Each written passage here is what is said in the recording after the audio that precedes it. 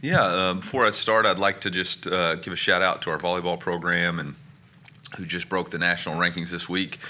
What an unbelievable job that Don Sullivan has done with this program, and I know they're winning. They're riding a 9-game winning streak, their longest since 2016, and I think they're second in SEC standings. They've got a big match Friday versus number 21 Florida, and would encourage any fans that are around to be at the Hearn Center at 7 p.m. on Friday night to watch just an exciting volleyball team and a great reason to wear black and gold. I know I'm a little more proud to wear the Mizzou Tiger because of the way our volleyball team is playing and how they represent our program. So give a shout out to Don. Also would like to announce that Connor Tollison has been lost for the season due to a leg injury. Very tough news for us as a program and as a team. Connor was Mr. Consistent, as good a center as we've had here. Has started, I think, 34, or he might have been 35 games. Has started every game that Brady's been the quarterback minus the Army game. So really, really good football player. Know he'll bounce back. Know we'll get him back for next year. But disappointed for him. It is a season-ending surgery, or injury, and that's why I announced it. All other injuries, I'll refer back to the SEC injury policy or reporting procedure, which will be out Wednesday night. Got a really tough opponent this week. A ranked South Carolina team. Coach Beamer's done an absolutely fabulous job this year. They're playing their best football right now. They're peaking at the right time. Went into Oklahoma and got a big win on the road, and then utilized the bye week to prepare for a Texas A&M team and really played absolutely really good football in all three phases. And then we're dominant against Vanderbilt on Saturday. So going to be a very difficult test. Obviously, it's one of the most difficult places to play in the SEC. Williams-Brice Stadium is extremely loud. Their fans are very noisy. It's a really, really tough environment to be in. And so we got our hands full. On the offensive side of the ball, Dow Loggins, their offensive coordinator, has done an outstanding job of playing to the strengths of his offense. Their quarterback, Lenoris Sellers, is a redshirt freshman who's playing his best ball. He gets better every week. Raheem Sanders, Rocket Sanders, who transferred from Arkansas, has been one of the best backs in this league for a long time. He's a bigger, physical back. And a very difficult challenge for us. And then they have just a really, really good tight end. Joshua Simon, I think, is a really, really good player that makes the difficult matchups. And Dow's history as a tight ends coach in the NFL, I think, is what makes him unique because he does a really good job of featuring him in the offense. On the defensive side of the ball, Clayton White, this is his fourth season we've gone against him, and does a really, really good job. Very multiple on their defensive front. They have two elite defensive ends, but I think they're internal players, Tonka Hemingway and Alex Huntley, and really their depth there make it very difficult. They exchange gaps. They play downhill. They're really, really, really stout versus the run.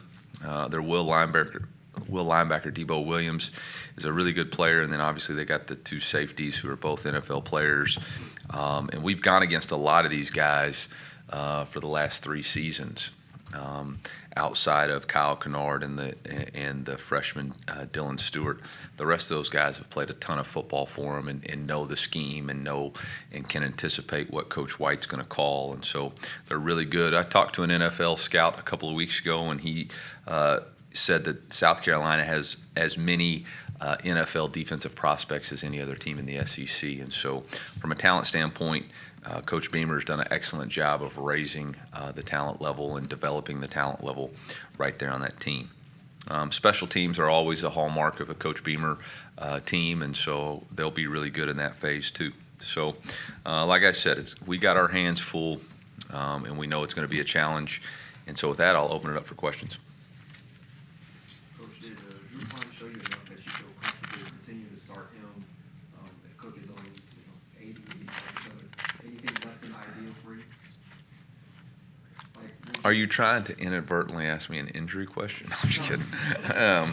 Yeah, we have a lot of confidence in Drew, and whoever gives us the best opportunity to win is who we're going to play. And yeah, we won't know anything on Brady till later in the week.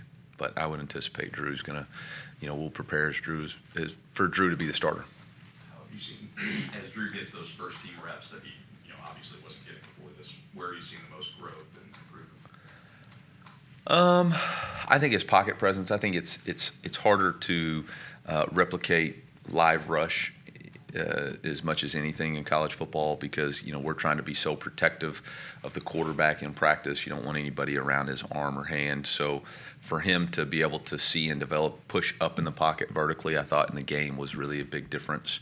And then the timing of the throws, everything happens just a little bit quicker in the game. And I thought as he settled into the game, he was able to make some throws with more time.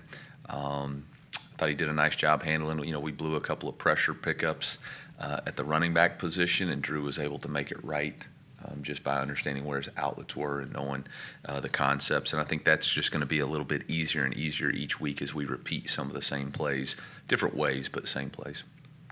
Coach, with Drew, not an injury question, but just if it is him this weekend, how important is it to be keeping the pocket clean against this South Carolina front? Well, that's going to be a challenge. There's not really been anybody that's been able to keep it clean. And so, and obviously breaking in a new center too. But that'll be I think more than keeping the pocket clean, it's going to be about for us being able to find a rhythm running the football better than we were in the first half last week. Coach, after games like Saturday, you and players often reference mental strength as a driver of success. When you're recruiting guys in high school, when you're looking for guys in the transfer portal, how high is mental strength on the priority list for you, and what you want to bring into your program? Yeah, we do. We have some testing that we utilize to help us measure some of those things to try to figure out like where do we think these guys have, what are some assets they bring, and what are some areas that we might need to be cognizant of to help them grow in those areas. And so I think that's something that we try to utilize, and then I think Coach Russell does an excellent job in our off-season program and in our weight program of talking and developing an elite edge. But it's absolutely critical to have somebody who's faced adversity and can be relentless in the face of adversity. Coach, you're going up against another mobile quarterback this week in Sellers. You guys have played a lot of mobile quarterbacks this year. What have you been able to learn from those games, and how do you plan on using that this week specifically? Yeah, I think that's a growing trend in college football. It's a little bit easier to get your offense going with a mobile quarterback. It doesn't require as much timing or chemistry with the wideouts. And so I think as the transfer portal and player acquirement and acquisition becomes more and more a part of college football, I think you'll continue to see dual threat quarterbacks be the lean of coaches. It's a challenge because it's hard, to defend the box. Offenses or defenses have tried to cheat the box now with used to be you'd play 8-man spacing or cover 2, but they've tried to cheat it with a cover 4 scheme, but it really creates one-on-ones on the outside. South Carolina has some really elite wide receivers. I think Nick Harbor, 6'5", 235, but it's an elite 100-yard dash guy. So that really is a tough matchup problem. So now you got to challenge yourself on what you're going to do in the coverage scheme. Other teams and South Carolina does as good a job too is utilizing RPOs. So when you go into 8-man spacing, they're going to read the safeties.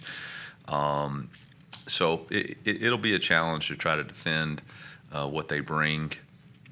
The biggest thing is in the pass game, when you get to him, he's really hard to tackle because he's about 240 pounds, and so arm tackles aren't going to get it done. You have to have a hard shoulder tackle in order to get him to the ground. Drake's been around the program a really long time. Since I caught up for the past few seasons, what have you seen from him over the years? What are some of the challenges that right at the back end of his career stepping into this great big role? Well, I think he's been preparing for it. I think he's, the thing about Drake is he loves being a part of the football team. He's embraced his role.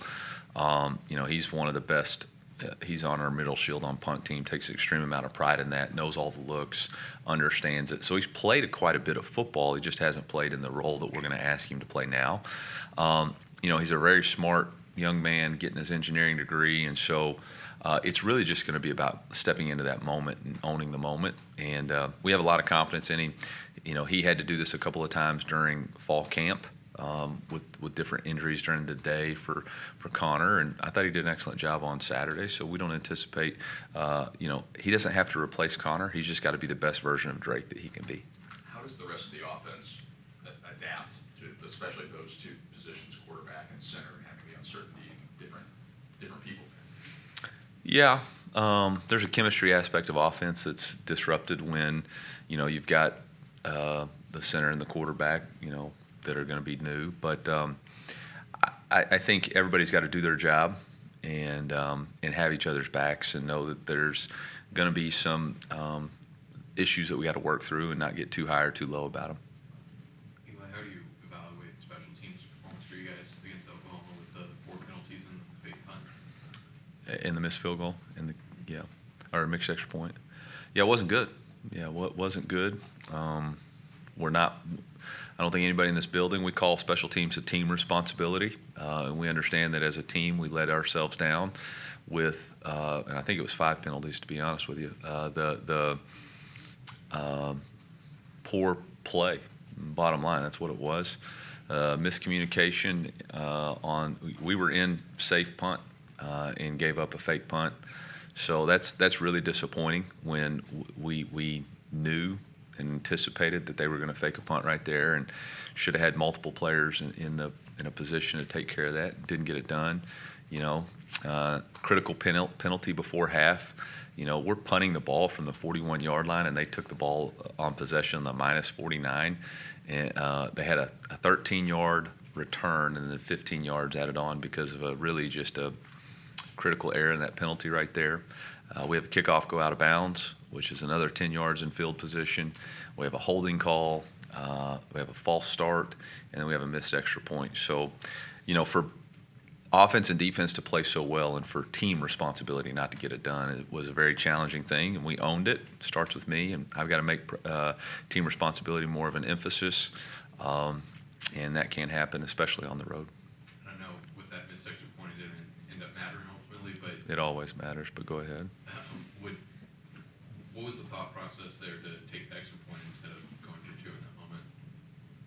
Into the game? Yes. After we scored after Theo scored? Right, yes. Yeah, the amount of time left to go in the game and number of timeouts that the opposing team has. So, you can go for 2, which you just got about a 41% chance to convert. But if you'll remember back to 2020, we played Arkansas. Arkansas scored, did that exact same thing, went for 2. We had the ball back with 37 seconds, 3 timeouts, went down and kicked a game-winning field goal. So you really don't want to go for 2 unless it's going to be what you consider the last play of the game, the last opportunity to win. I felt like the way our defense was playing and as good as we were playing in the red zone, I think we had 3 touchdowns in the red area in 1 field goal, so we were 3 for 4. And they were 1 for 3 maybe at that point. I just felt like we had a better matchup. But primarily the issue was they had 2 timeouts and 30-something seconds left, so it didn't make sense for us to. And actually they may have had more because the scoop and score was at 30 seconds, so they may have had – it was over 30, which is the marker that you use. Coach, with those one-score games you mentioned Saturday, the comment that Coach Keeler made that you guys have been successful in those situations the last couple of years. I know every game is different, but have you seen any sort of common denominator or common factor in what's working in one-score game situations? They've all been uniquely different.